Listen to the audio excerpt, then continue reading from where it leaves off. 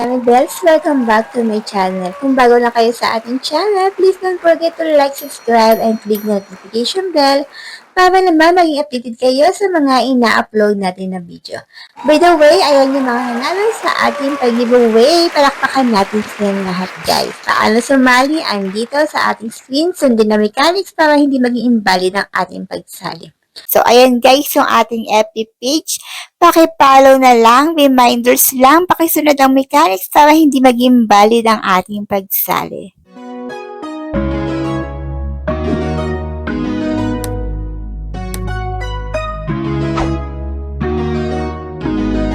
Hey mga ka-Yummy Bells, for today's video is another pagkakakitaan na naman ng ating i-share. Dito ay pwede sa babae at lalaki, host, audio, and live only.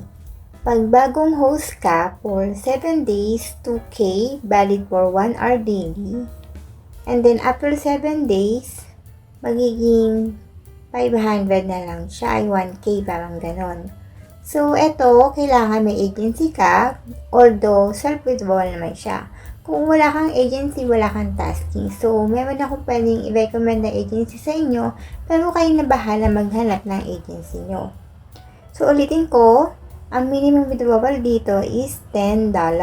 Self-withdrawal siya via USDT, 5K, valid for 2 hours daily.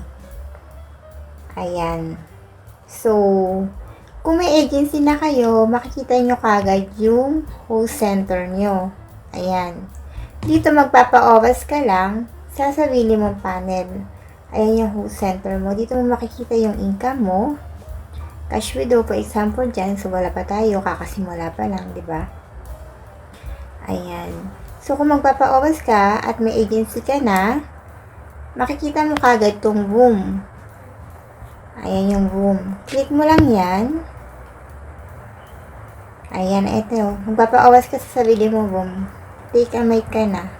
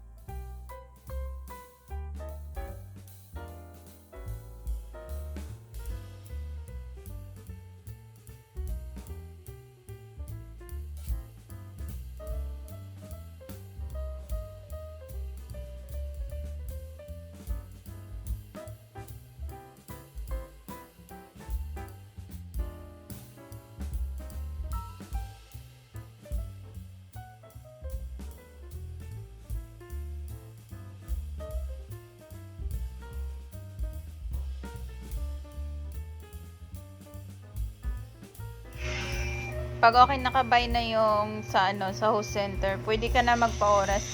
Click mo yung room, tapos dito sa taas, maglalagay ka ng cover photo mo, tapos yan. Papupunta ka na sa room mo, tapos dito click mo yung mic. On mic ka, ganyan. Dito ka magpapa-oras sa sarili mong room. Ngayon, makikita mo yung oras mo dito sa host center. Click mo yan. Dito mo yung makikita sa broadcast data. Kung nakakailang oras ka na. Ganyan. Dito. Yan makikita. Pagtapos na yung task mo, dito na rin yan papasok yung rewards mo sa task. Dito na papasok sa income. Katabi lang din siya ng broadcast data. Dito mo makita. Click mo lang yan. Dito yung papasok sa wallet mo. Tapos click mo yung details. Ayan. Pag 2 hours, 2K yung makukuha mo. Ngayon, para makuha mo yung sa task na mag 5K, yung sa new buy task mo yun, kasi pag nag-recharge ka ng 9K coins, tataas yung task mo, magiging 5K ang papasok sa'yo dito. Pero kung hindi ka naman mag-top up, 2K lang yung per task mo daily. Yung 5K na yun, 5 days lang yun. Additional lang yun. Nasa inyo din yun kung magre-recharge kayo or hindi. Ngayon, ang minimum withdrawal dito is 140k dayas. Bali $10 siya. Mag-bind ka dito ng KYC mo. Ayan. Kahit anong government ID pwede. Tapos, yan, mag-bind, hindi pa nakapag-bind.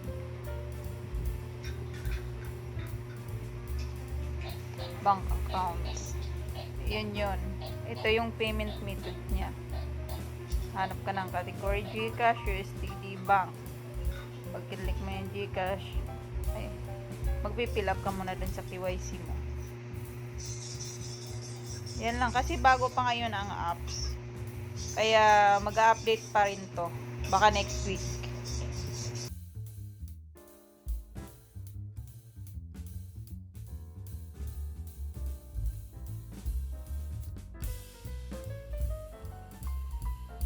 So, ayun nga guys, kung hindi pa kayo nakasubscribe sa aking channel, aba guys, huwag ka na magpatumpik-tumpik pa.